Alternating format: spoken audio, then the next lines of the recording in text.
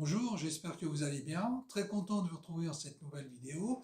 Donc aujourd'hui, on va parler des erreurs que j'ai fait en musculation. Donc on va parler de la première. Donc lorsque je me suis lancé et je m'entraînais dans une salle, j'avais aucun programme, donc je ne sais pas comment m'entraîner, j'avais aucune idée de ce qu'étaient les exercices qu'il fallait faire par groupe musculaire, mais même également au niveau des charges, des temps de repos, des variantes. Donc je regardais un peu tout le monde et tout un chacun pour savoir comment il fallait faire et j'essayais un peu de glaner à droite à gauche ce que je voyais.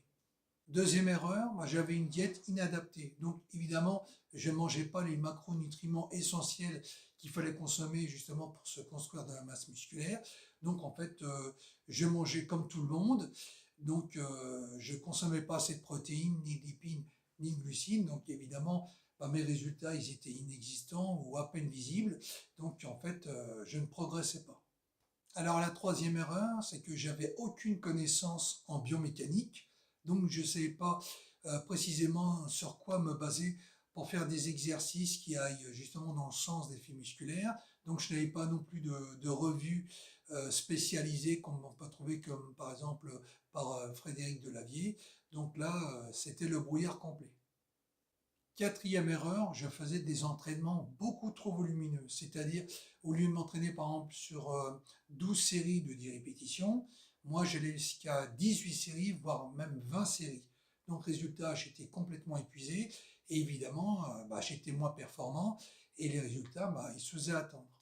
La cinquième erreur, c'est que je faisais des entraînements cycliques. Donc un coup, je m'entraînais beaucoup, un autre coup, je réduisais l'entraînement et puis des fois, comme je voyais que j'avais pas de résultats, j'abandonnais puis je recommençais. Donc, en fait, je jouais au yo-yo continuellement.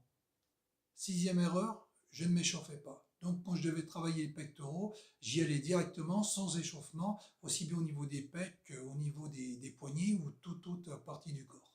Et enfin, septième et dernière erreur, je n'avais pas de carnet d'entraînement. Alors aucun. Donc je n'étais pas ce que je faisais dans les salles, enfin dans la salle, je n'étais pas les exercices, les charges, les temps de repos, les tempos, je notais rien. Donc c'était un peu, comment dire, au feeling. Donc je calquais un peu sur chacun ce que je devais faire. Donc tout ça, évidemment, ça ne m'a pas permis de progresser ni d'apprendre quoi que ce soit.